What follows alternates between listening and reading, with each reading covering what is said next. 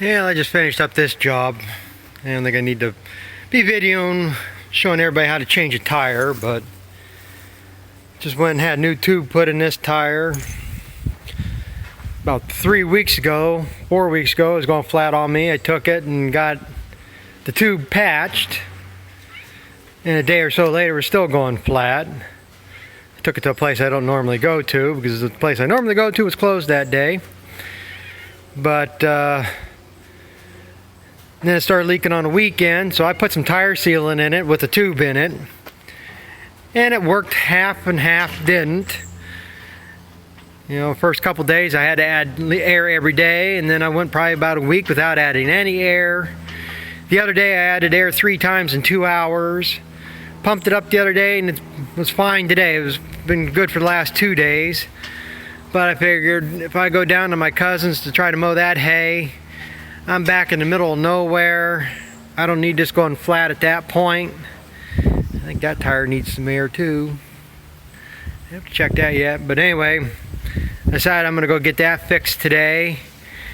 And I know the tire itself had a hole in it. I could see where it was leaking air. You could see the cords. And I don't know, like I say, this other place should have put a new tube in it. That's what was the problem here. On the rim side of the tube, the one seam was split open about like that. I don't know how it wasn't leaking air faster than what it was. But yeah, it had, tube was basically rotted or dried out. Cracked, so they put a patch where the hole was in the tire and put a new tube in it. So hopefully that's going to hold up without any problems now. I don't need your help. So that's one thing. The other thing I've been working on is that chopper head. I'll take a trip over there and show what's going on with that thing.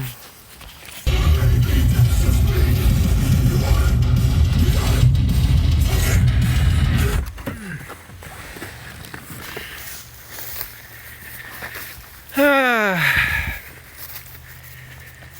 don't know if I got it completely where it needs to be or not. So I got chains all tightened back up. And when I tighten this one back up, it doesn't look that bad. I said, I don't know if I'm better off with having a narrower gap on this side or this side. So this side I can stick my finger in, this one I can't. Maybe that was just the problem, the chain was loose. But got that all straightened out. And I went through and I tightened up all the chains. You got the inner cleaner. Well, that one might need to be loosened up a little bit. It's a little bit too tight maybe. And then I tightened up this side. Now the problem with this side is it did the same thing. Now that looks different than what I left. I did go through here and time this, but the instructions in the book I don't think are completely right. To time this, now you got, there's a shaft that goes all the way across the back that drives, now get a good angle here. You got this is your drive shaft here. And I have the chain off right now. This drives through here. This is your shear pin. That's what broke on me. And that shaft goes all the way through. And then on the shaft right there, and that one, these 2 outer chains, there's bevel gears that drive off that main shaft. And then in the middle here, there is 2 flat-faced gears. One on that main shaft, and then there's another shaft inner that's driving these. Now to time this, and this is what doesn't make sense in the instructions, but you take this sprocket off, you just pull that cotta key, this will all slide off. And then there's a bunch of spacers there. You take them spacers and you take this bearing off. It doesn't come off that bad. It's a hex shaft and the bearing's hexed. It popped right off there. And then it says you move that shaft 6 inches to the left.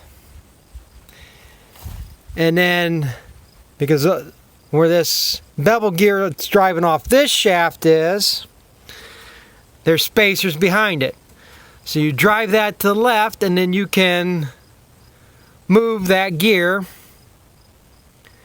and then you just turn this shaft one way or the other to line this up better, or to adjust the timing. But it doesn't say nothing about taking this bearing off. Well, the problem is between this bearing and that bevel gear in there, there's the spacers again. So if you drive the shaft, it's just driving it through this bearing. You should have to take this bearing off, but the instructions in the book didn't say so, but this bearing has to come off. Problem is, of course, this one, all the bolts, they're carriage bolts on the back side, the heads are rounded off, so I got to cut them bolts off to get that bearing off, or to let it slide out. So I don't know, I adjusted this one. Now it doesn't look right either, but then it says for finer adjustment you can move that flat faced gear in there, but it doesn't give no instructions on how to do that, or because that gear can't slide in there because there's another bracket behind it. So what I'm assuming is, and it says that one's for finer adjustment. So what I'm assuming is this one, if I did move this one ahead, that chain another head, another tooth, so this is further forward, same as this one, forward, then I could maybe move that one tooth forward, and that would line them up better. But I don't know if I'm going to go that far or not. I think, like I say, I think more of the problem was too much slack in that chain. Because like I say, this one here looks like there should be no problem with these teeth. I mean, they're not touching anywhere up through there. I say all I can do is turn it over here and see what it's going to do. What I'm afraid is, probably the ideal thing would be to do, and these, like I say, these chains are probably getting wore out. Probably need to be changed. It ain't happening this year. But let me slap that drive chain on there and we'll start this thing up and see what it sounds like, what it looks like. See if it's going to bind up. So let me get that done. Yeah, we got that chain on, so let's see what she does.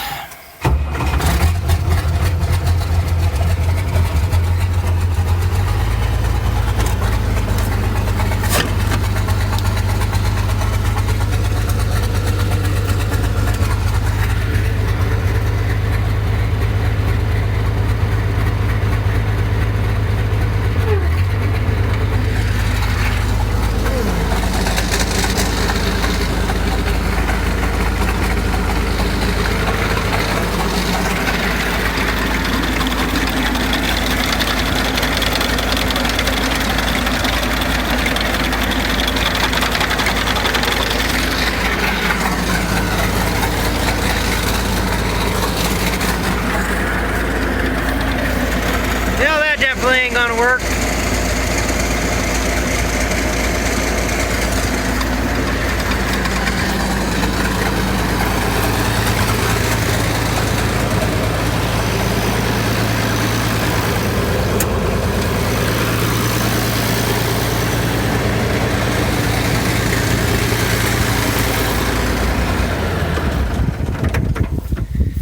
Yeah, that's a problem.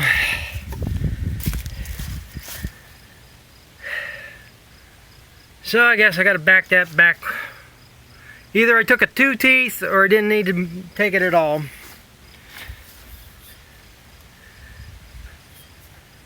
Because you can't have them touching like that. Yeah, I guess, like I say, I guess tear that all back apart. Like I say, that's the easy one anyhow.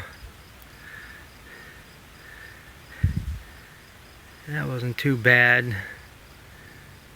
But that's what sucks. You gotta pull that bearing because, like they say, there's spaces in there. And actually, I don't think I have to slide the shaft to do this side. I think if I take that bearing out and then let them move them spacers, that gear will slide over enough. But at least I got it runnable here now. At least I know I gotta fix that and put this shield back on, which is a pain in the ass. Well, like I said, maybe tomorrow. I don't know what's going to happen here. Maybe I can try to chop some of that one way, at least get this bag finished. The other person I need the bag for, she called me this morning. I don't know why they want to try to fight it. She's talking on getting a 4-wheel drive tractor there in front of theirs and mudding through with 2 tractors. Which is fine by me if they want to do that, get them done, and I can come back and hopefully in the next week it'll dry out and I can get mine done with no problem.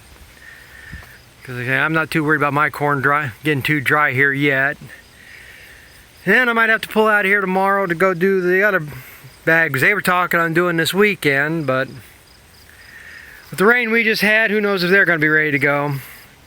So, it's still a fight for nothing, but... So I'm going to go ahead and tear that apart. Maybe I'll end this video here and then I'll make a video of me tearing that apart here yet. For kind of like a part 2. Maybe I'll do that. So thanks for watching. We'll catch up with you later.